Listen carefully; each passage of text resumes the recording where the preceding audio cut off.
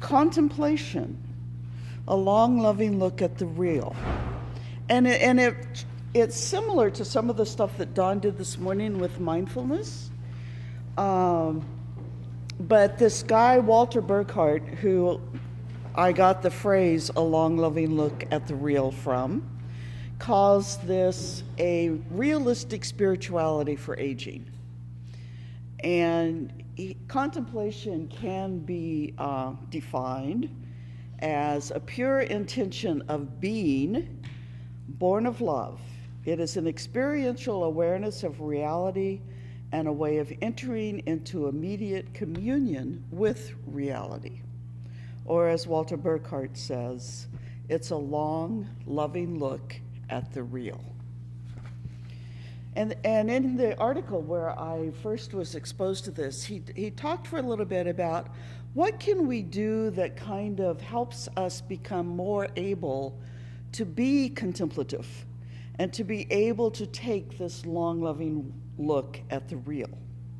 And he said one of the prerequisites for being able to do this is having some sort of desert experience. Now, this is kind of a biblical image. You know, we remember the Hebrew people wandering around in the desert and how they felt so bereft that when they got out in that desert, even though God had led them there, you know, they were hungry, they were thirsty, they were thinking longingly back into Egypt, and it was a very difficult place for them to be. So he defines a desert experience as being an experience that brings you face to face with solitude. And in some ways, coming face to face with solitude is becoming face to face with the fact that we are isolated in some ways. No one else can be in our skin. We do experience life ourselves, and it can also be a place where we are exposed to the vastness of life, of the world, of the universe, and that there are powers of life and death beyond our control. And you know, you can't actually live for very long before you begin to rack up desert experiences, actually, if you think about it. But the other thing, aside from experiencing those desert places in life that helps us become contemplative, is to have a capacity to be festive and festivity.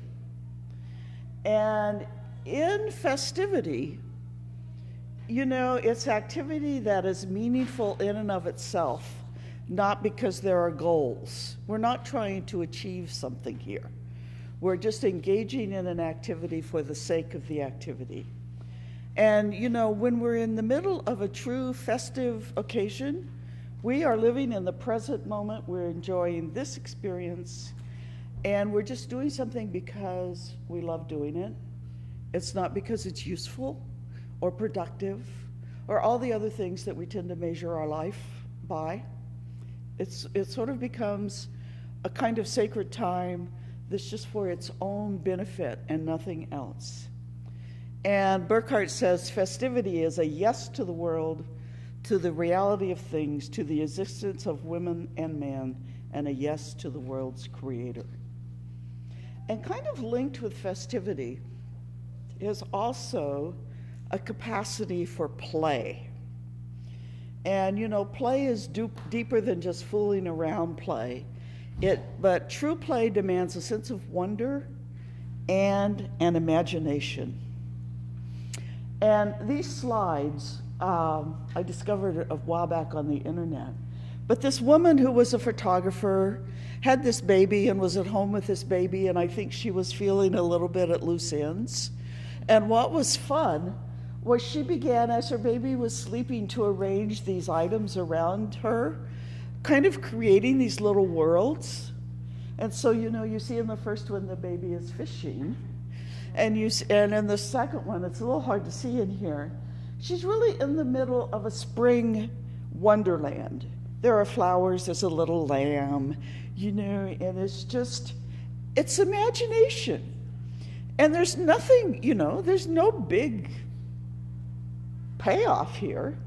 It's just, she was just being totally imaginative and using things around the house to create these little worlds and took pictures of them. And I just thought it it was just so cool.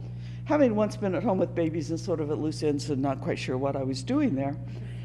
And it also makes us think about, that as part of being, for those of us in the Christian tradition, being created in the image of God means that we too are creators and creative. And we are invited to join in God's creative process with our own creativity. And usually when we're adults, and I certainly experienced this when I worked in the retirement community, many of my residents were very serious people. They had led very serious lives. They had had many difficulties to surmount. And they tended to not have a hard time just being able to let go and to truly play. And as adults, it's a virtue to be serious, hardworking, to have respect for authority and tradition. And that's usually valued way more than playfulness, imagination, and spontaneity. But this one guy, David Maitland, says, but if the universe is an essentially creative process, having fun may be a potentially important part of the way everything operates in the universe. And is it possible that part of aging's work might be viewed as the recovery of the playfulness lost too early in childhood and effectively buried in purposeful adulthood? Playfulness may help us recover the wholeness or potential for it that we once had. Inasmuch as indifference to the need to be in control is central to what I mean by the spirit of play, it may be seen as a complement to midlife's rigorous intentionality. We are created for more than intentionality. I really liked that when I stumbled onto that several years ago. And it just reminds us that, we need to play, and to help encourage older adults to use their imagination, to enter into playfulness, can be a really good thing. Another thing that encourages contemplation is letting go. When we're contemplating reality, we're not possessing the object of our delight, whether it's divine or human, imprisoned marble or a free-flowing rivulet. As older adults, and David was speaking yesterday about as people move and they have had to let go of a lot of stuff. Stuff sometimes gives us a sense of control and that we're okay. And as one person said, as older adults have had more stuff and more sense that they were in control of their lives, aging has led to increasing unhappiness and dissatisfaction. Because when you have to all of a sudden let go of a lot of that stuff and other things happen and your control is being stripped away from you, it's a difficult process. So letting go of stuff is a real part of being a contemplative person. And the other thing he said about learning to be contemplative is to spend time with people who have been contemplative, to read about biblical figures who said yes to God, to read about modern martyrs, to read about Mother Teresa, Dorothy Day, Martin Luther King, some of these people who have inspired us so much. And Thomas Merton, of course, is a famous 20th century contemplative who withdrew from his life to live in a hut and write wonderful books. So, if contemplation is a long, loving look at the real, how do we define what is real? And Burkhart says, reality is living, pulsing people. It's rain and rainbows. It's the setting sun. It's chocolate. It's music. It's the dying and rising Christ. Reality is not a philosophical abstraction. It is the concrete singular. And so much of our talk is abstraction. And he's really encouraging us to look at what is and in the concrete singular. And actually, reality is not always beautiful. I mean, the examples he gave there were some beautiful realities. There are some really ugly realities in our world. And to be able to look at even the ugly realities and the evilness that we see expressed in our world is also a part of being contemplative. So we have to look at what's real, and so what does it mean to look? And this looking is not an analysis.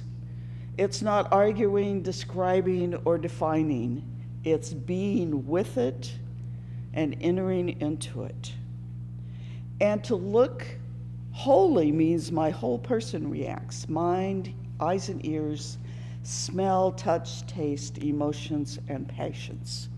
We talked earlier about using all of our senses as we're living through life and experiencing things. And this looking is a stance of openness, a stance of letting go. It's experiencing, not analyzing or describing. And then if it's a long look, we are so not used to doing things in a long way. We want quick fixes, we want quick glances, and Burkhardt describes this as unhurried and gloriously unharried. And I think about my life, and I think of many of your lives as unhurried and unharried is not often the way we would describe ourselves. But it's a resting in the real. Not being lifeless or languidly or sluggish or inertly, but just resting. But responsively, vibrating to the throb, the pulse of the real. There's the biblical concept of Sabbath time, which is, I think, what Burkhardt is kind of trying to get at here. Sabbath time was time to be used to not work, to not be productive. And in the Ten Commandments, the Israelites were commanded to keep Sabbath because God had delivered them from Egypt, which reminded them that, the world would happen whether they moved or not, and that God was at work even if they weren't. And then they were also reminded, there was another reason in Deuteronomy which has escaped me. But it just helps us to kind of take ourselves out of this production, hurried mode that we're in, and just to stop and say, okay, I have the time to do this. And then it's a long, loving look. And a loving look is not a fixed stare, it's not a cold or studied examination, but it's a captivated, delighted stance. And Burkhardt says that when we contemplate something with love, it calls forth love of oneness with what we're looking at. And even when we're looking at ugliness and evil, contemplation should end in compassion. And I think that's kind of an amazing concept, actually. So the result of engaging in this contemplative practice is communion, the discovery of the holy, deep, thoughtful encounters with God's creation, with God's people, with God's self. And thus is what is fashioned, what Irenaeus called God's glory, man, woman, alive. Burkhardt would say that this practice of contemplation, of taking a long, loving look at whatever is real in our lives, really frees us and opens us to living more fully and more joyously than we have ever lived before. And I think this is a wonderful gift that we could help give to the people we serve. To begin to help them experience some of the difficult pieces of their life, maybe, rather than just label it as this is hard and this is awful and I don't like it, but to really take a loving look at it. We don't do that sometimes. We tend to separate it out as a problem. And I would just encourage you to play with it a little bit, both for yourself and for them.